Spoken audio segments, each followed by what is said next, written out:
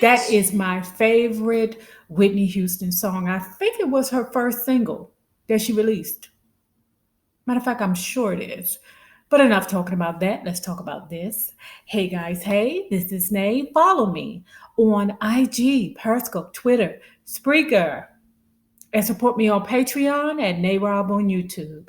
Don't forget to like this video, share this video, comment respectfully, and subscribe.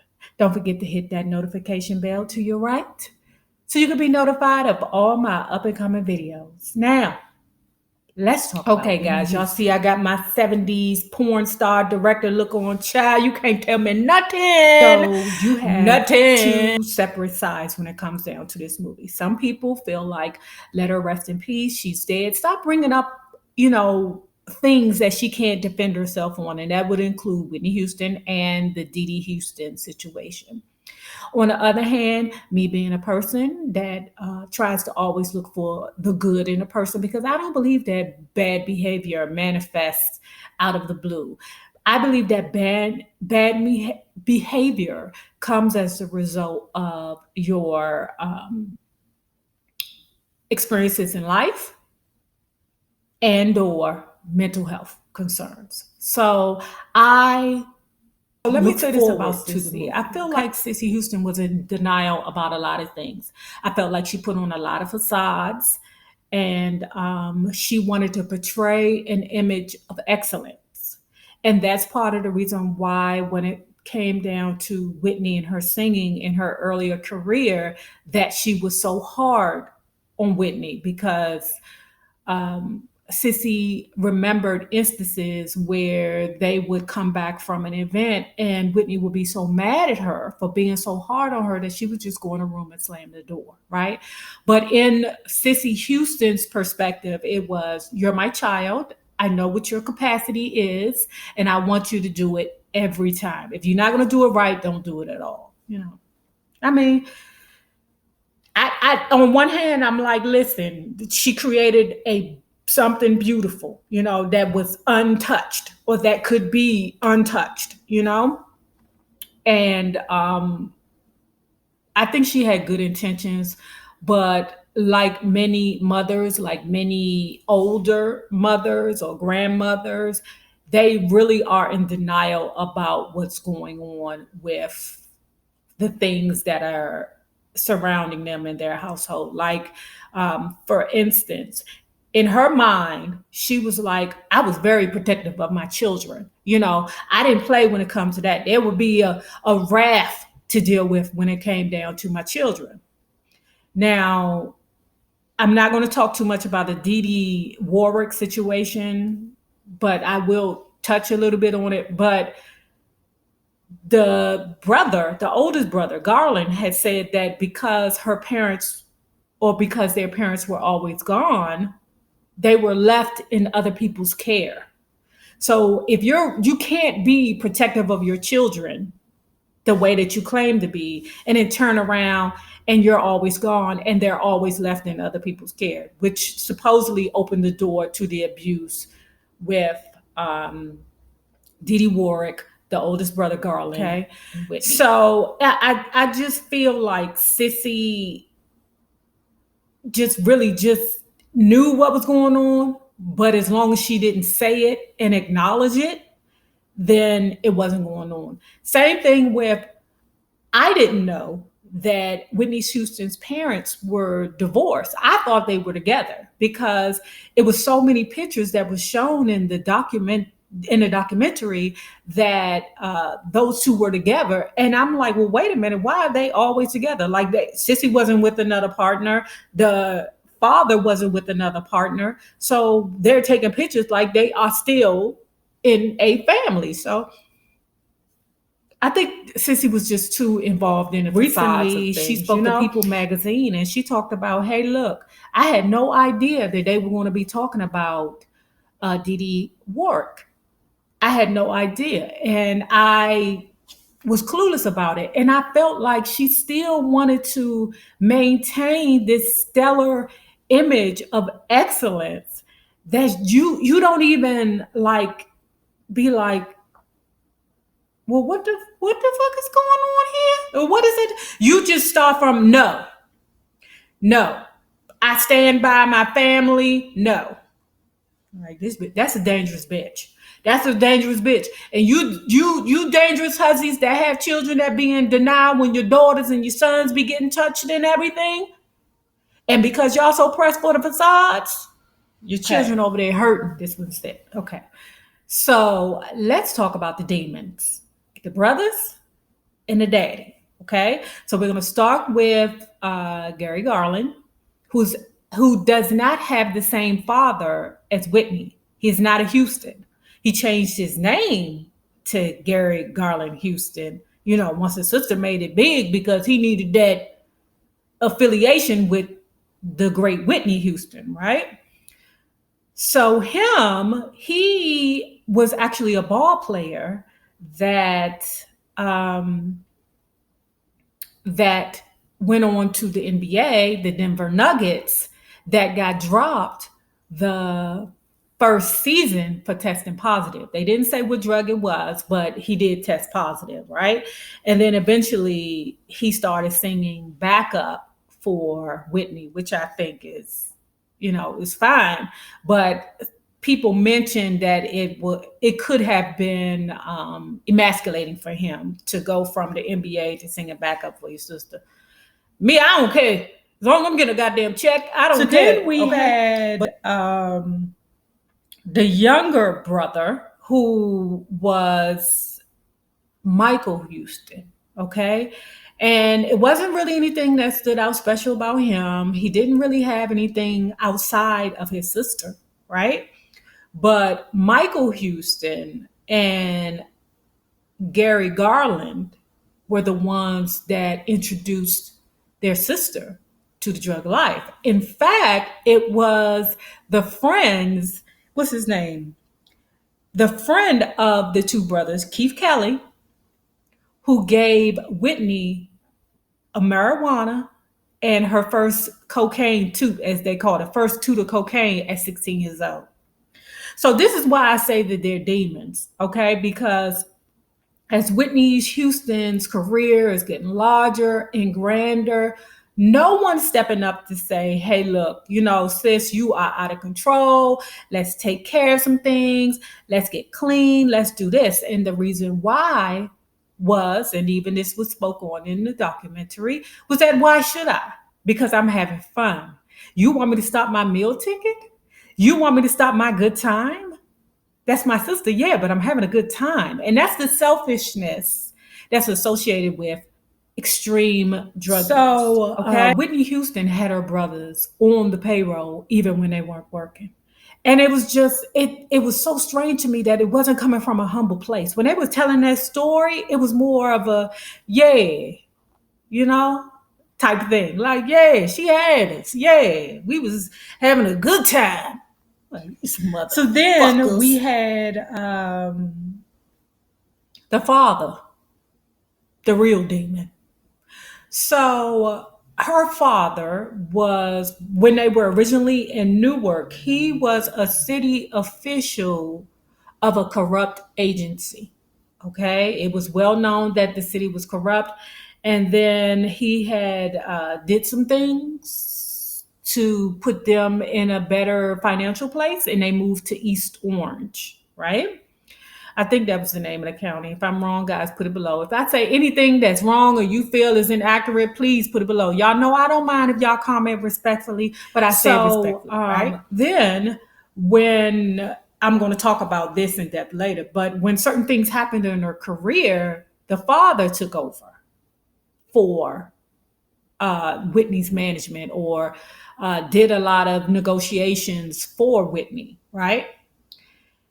And along the way, Whitney found out that her father was stealing from her. I don't even know why you would think that your corrupt daddy who was doing stealing to the city of damn Newark wouldn't do it. Or wherever it was that they was. I don't even know why you don't trust your daddy. Like, Whitney was so used in this movie. So friggin' used. Them bastards, they were like they had a sense of entitlement that I felt was disgusting. And let me tell you why, going back to that DDMS. So After Whitney found out that he had stole money from her or was stealing money from her, she fired him. After that, he sued her for $100 million because he felt like, oh, I got you all these deals. Yeah, I might have stole from you, but I got you all these deals, huzzy. You need me. You needed me. You needed a wolf in here to make sure your money was right. I said, this motherfucker here. So those to me were the demons outside of even the drugs. Because to me, we all know the story about the drugs. We all know about how it took over her life, how it spiraled out of control. We all know that thing. But the demons in her life that I see from the documentary was her two brothers and her dad. Let's get to Robin. Moving on, right? Robin was not actually in the movie, but it was a lot of footage of Robin in the movie. Okay. And that was my first time seeing her in a relaxed state. Okay, we will expound on this later. So Whitney met Robin about when she was a teenager, about 16 years old. Her words were she thought she was tall and beautiful, right?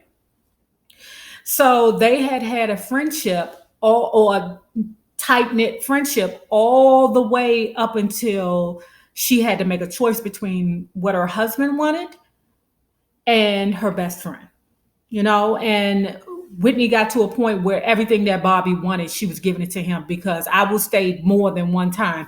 I really believe that Whitney Houston loved Bobby more than Bobby loved her, girl. And that is a recipe for disaster. You never marry a motherfucker that love you or that you love them more than they love you, child. A recipe for disaster. You won't catch me walk down the fucking aisle with a motherfucker that I got to beg to love me. Okay. It wasn't until the movie, till I realized and until I knew that Robin was a lesbian. It wasn't until then because there was always accusations about those two having the type of that relationship, right? But I was like, I don't know. Maybe it was a joke to say it. Hey, Whitney and her girlfriend, blah, blah, blah. It was funny to say it. But for all the pictures that I saw of Robin, I seen a woman. But in that documentary, I seen for it real. I seen a bulldagger. Robin was a dominant woman in it. Her moves were dominant. She was boyish. She was tomboyish. And y'all listen, don't hit me with that bullshit about just because somebody act like a boy or a tomboyish don't make them gay. Listen, I've been fucking with women a long time. I know a bulldagger when I see it. Okay, so you put a plug on that shit.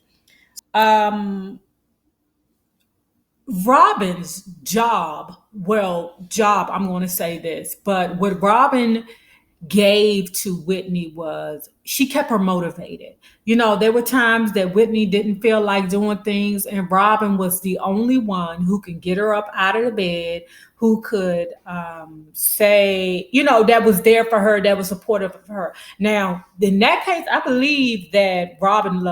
really, really believe that Robin loved Whitney. I really do.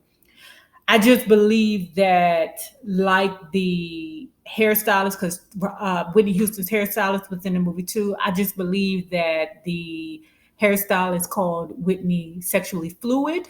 I believe that they may have kissed around or something like that, or I don't know. Maybe they might have kissed each other once, or maybe Robin may have expressed her love for Whitney. I'm not sure. But I'm not going to speculate on it because I've read the Bobby Brown book. When Bobby Brown was talking about the relationship between her and Whitney, he said that they were just good friends.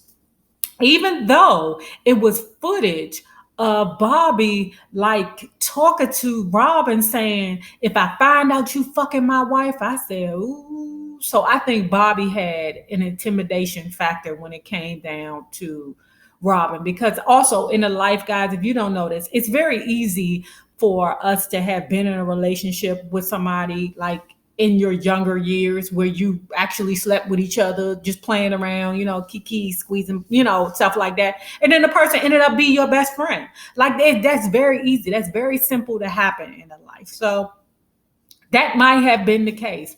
Who knows? Maybe Bobby didn't want to tarnish Whitney Houston's image, but despite all her relationships with men, Robin stayed by her side that entire time. And I believe that Robin stayed in love with her. If that was actually their relationship, they could have been best friends. Like my wife's best friend is a straight woman. So my best friend is a straight woman.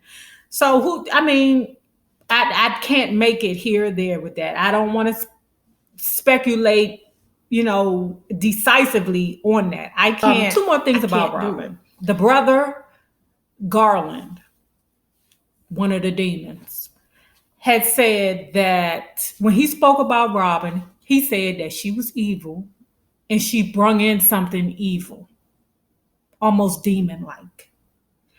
Um, Garland, sir, Garland, sir, listen.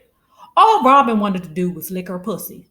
You was the motherfucker that turned her into a drug addict. And that's all I got to say about that. I believe from looking at the documentary that Whitney Houston's life spiraled out of control when Robin left. Get to Bobby Brown. They interviewed him in the documentary. And child, for whatever was effed up about him then, he is trying to make it right now. He refused to talk about his wife's drug issues. They asked him, they was like, well, that's the reason why she died. He was like, no, that's not why she died. And let me go on and expound on that because y'all know I read the Bobby Brown book. Y'all know I'm fanatic. Listen, y'all know I can't stand Ray J. I cannot stand that motherfucker because according to Bobby Brown, when Whitney died, and Whitney was screwing on Ray J. You know this. You know that was her drug boy, her D boy that used to screw on her and bring her drugs, right? You know that, right? And he admitted that the only reason why he was messing with Whitney was to help his career. Okay, demon. That's another demon. But she just Leo's. Okay, let me say this. Whitney is the Leo, right? Leo's like that action. They don't want to be bored messing around with Ray J. Okay, because she like that action. So when Whitney was found dead, floating in the tub in the hotel, Ray J went down and was like, "Oh, what happened?" "Oh, okay," and then went right back to his room and continued partying. You were sleeping in with this woman for a while. You supposedly had love for this woman, right? And you're gonna go back down to the room. "Oh, okay. She dead. Party over here." That shit will always. The interviewer said drugs was the reason as to why she died. Bobby was like, "No, that's not it." Bobby actually believed that dude, Christina's boyfriend, had something to do with it. Me too. And he need to pay. He need to pay for it. But I think civilly, civilly he won his case against the guy. I can't remember his name. He's so disgusting. Because I told y'all, I think he was screwing on Whitney first, and then he ended up screwing on Bobby Christina later. Yeah, I said it. So I said it. Other people that were in the documentary, like the family members, were saying that Bobby Brown was actually jealous of Whitney's career. And I don't think that to be true because in the book, I remember Bobby saying that he stopped working so he could support his wife. I think it may have been a little bit of envy, I guess, to get this stage and glamour because Bobby Brown is a ham. He's still a ham, even with that big old belly. He still loves the attention that he gets. It's just, I don't believe that it was jealousy, but whatever the case was, Whitney Houston started focusing more on trying to uplift Bobby's career, and she put her career on the back burner. Y'all remember when she was on stage hollering, the king of R&B, and when she had awards and so. Let's get to Bobby Christina, right? So they also interviewed a person named Aunt Bay, who also, when they asked Aunt Bay when she was being interviewed, "Do you feel like Whitney Houston had a hard life?" Aunt Bay was like, "No. Whitney had a marvelous childhood. I was like, them damn old people be in denial like a But Aunt Bay had said that when Whitney was born, or when Bobby Christina was born, she just handed the baby to Aunt Bay, and she said Aunt Bay had her until she was 8 years old. Whitney decided that she wanted to take Bobby Christina on tour with her.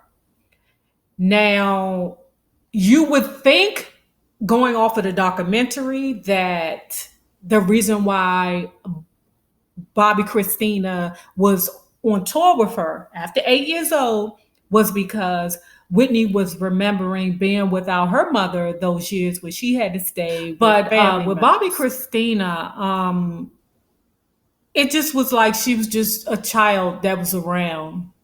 That's it.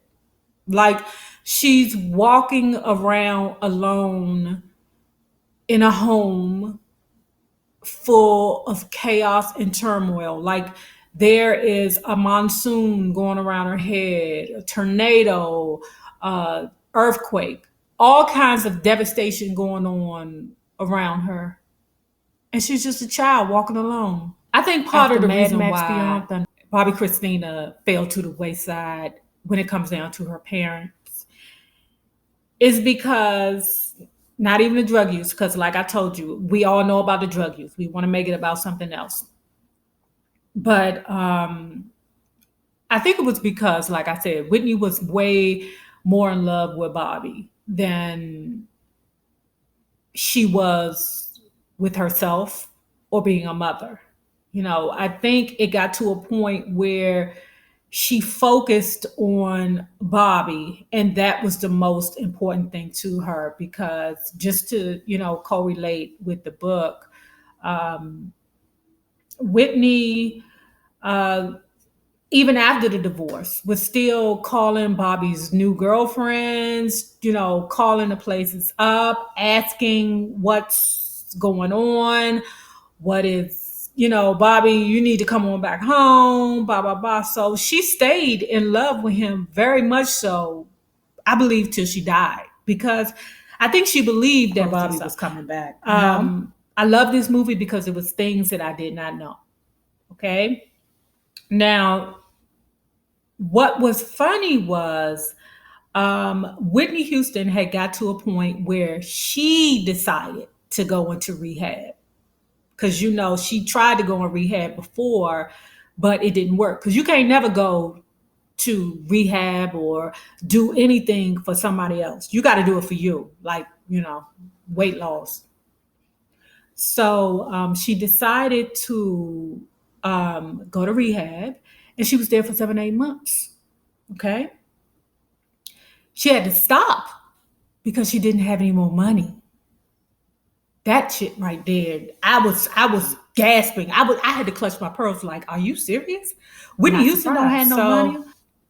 What happened was, a woman. What was her name? Her last name was it Volk? Lynn Volk had got her a part in Sparkle, the remake, and she loved it. She was clean. Now get this: the only way that she could have gotten the Sparkle movie was that she had to be tested every week, and she had to be clean. And they said that Whitney was at her best. Okay, she was the best Whitney. They haven't seen a Whitney that good in a long time. Okay, she was at her best. Now, when the movie was over, what was disparaging was that Whitney did not want to leave, because she didn't want to leave that space where she felt good. She felt her old self. She was happy. She was clean.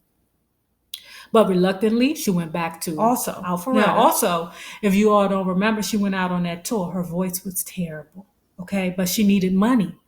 I never in my life would think that Whitney Houston would ever have a time in her life where she would need money. But then she got all them succubuses all over her.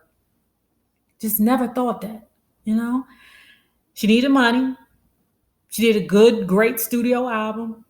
The people was pissed off at her because she didn't sound like Whitney. Years of smoking, drinking, drugging. But ultimately, that's how we end it. And remember this: the same people you meet on the way up will always be the same people that you meet on the way down. Naysayers, my patron loves. Have a good one. Deuce.